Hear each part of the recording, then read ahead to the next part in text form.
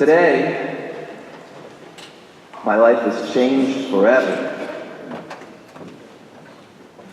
Let me go back. My name is Simon, son of John, brother of Andrew.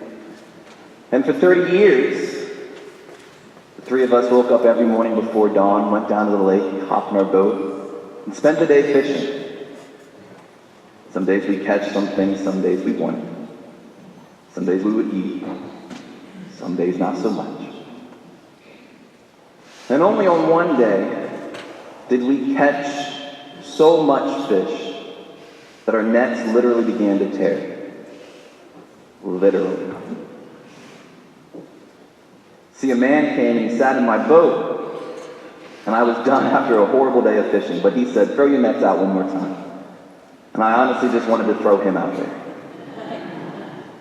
But for some reason, that look in his eyes said, "Do it." And I did, and what a catch it was. I didn't plan on working for a month after that. But then he looked at me again, those intense eyes, and he told me, "Come, follow me."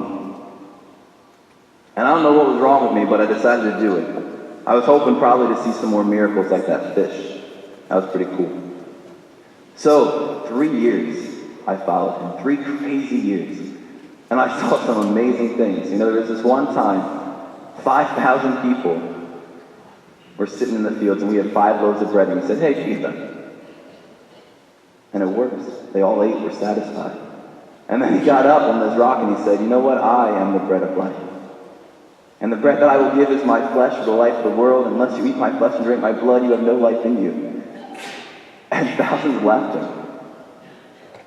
And he looked at me, and I said, "Here I stand, and here I'll stay. Lord, where else am I going to go?" There's another time we were out on a boat, middle of the night, 3 a.m., pitch black, scared to death, and there I see him walking towards me on the water. I'm like, "Whoa, that's pretty cool. I want to get me some of that." So I'm like, "Hey, let me come out there." He said, "All right, come." And so there I am walking on the water. The story sinks pretty quickly, though. I lost my faith. I had to call out for help. He helped me, put me back in the boat, and I could see his eyes as he looked at me and he said, "Oh, you of little faith." But I had some great days, too. There was one time we went up into the mountains, and he looked at all of us disciples and he said, "Who do people say that I am?" And, my friends, they were like, "Well, you're John the Baptist, you're Elijah, you're one of the prophets." And I stepped there and I was like, "You are the Christ, the Son of the living God, the one who has come to save the world." And he looked at me and he said, "Yes, and I shall now call you Peter. You will be the rock upon which I will build my church." 3 crazy years. And a couple weeks ago, we made it finally to Jerusalem, the great feast of Passover. And I remember the joyful celebration. He was riding on his donkey. People were singing. They were laying out palm branches before him. That week went south quicker than a dove in winter. You see, there was a traitor among us. And I remember that Thursday night. I remember us huddled in that room up in the center of town. I remember him taking bread, saying, "This is my body now that will be given up for you." I remember him taking us out to a garden to pray. I remember him telling us that it was time for him to be betrayed and handed over. And I stood there, I said, "Lord, I don't care what happens, I will never leave you. Never." And he said, "Do you really promise me that, Peter?" I said, "I promise you, Lord." And he shook his head in disbelief. And so in that garden, that betrayer, Judas, he came. He kissed him. And they let him off. I promised I would not leave him. I followed them. And when we got to the crowds began pressing in all around me. Then I heard their accusations. And fear set in. Weren't you with him? Aren't you one of that man's disciples? You're one of them. He made the blind man see, and I said, I don't know him. He made the deaf man hear, and I said, I don't know that man. He made the dead man come back to life, and I said, I don't know him. And he looked at me,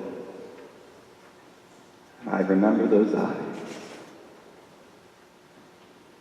And I wept and ran away. My friend John, he said it was horrible, the scourging, the crucifixion. He said that as his hands were being nailed into the cross, he cried out, Father, forgive them. They don't know what they're doing. I knew what I was doing. I can never be forgiven. That was the lowest time of my life. You see, just a few days after that, Mary came running saying, our Lord was gone. He wasn't in the tomb anymore. So I and John, we of course raced to that tomb. Being much younger than I, got there first. And for the first time, a little hope pulsed through my veins. Maybe he was risen. Maybe. And that night, I remember that night, we were again hiding in that upper room. Doors were locked. And he came. And I said nothing. How could I? I denied him. And he left. And a week after that, he came again. And Thomas was there, and he said, my Lord and my God. And I said nothing. How could I? I hadn't seen him for a couple weeks.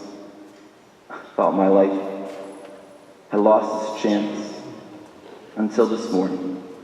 See, this morning I went back out on the water, doing the only thing I know, fish. And I caught nothing. Until this man came and walked along the shore, and he said, hey, throw your nets out one more time. And I caught a catch I had not caught in 3 years. And John whispered in my ear, it's the Lord. And I jumped out of my boat, and I swam towards him. And when I got before him on the shore of the sea, do you know what he said to me? He said, Simon, son of John, do you love me more than anything? I said, yes, Lord, you know that I love you. And he said it again, Simon, son of John, do you love me more than anything? And I said, yes, Lord, you know that I love you. And he said to me a third time, Simon, son of John, do you love me? And I realized at that moment that forgiveness was coming to me. I said, Lord, you know everything. You know that I love you. And he looked at me in the eyes with those beautiful eyes, and he said, come, follow me. Today, my life has changed forever. Because Jesus Christ rose from the dead, and he saved me. He forgave me. He loved me. He desires me. And so what would I offer to you? Kind of the moral to my life. Get out of your boat. Get out of your boat. See, I was comfortable in my boat. I had a job and a family. And all they offered was a life and a love and a mercy and an adventure greater than anything I could imagine. I don't know what boat you're in. Maybe it's that comfortable life. Maybe it's a boat of fear, of guilt, of shame, of despair. Maybe it's a boat of lust or anger, unforgiveness, of indifference, of ingratitude, laziness, of apathy. I don't know what boat you're in. But get out of the boat. Because Jesus Christ rose from the dead. Because he wants to be with you. And he wants you to be with him. Can't you see his eyes?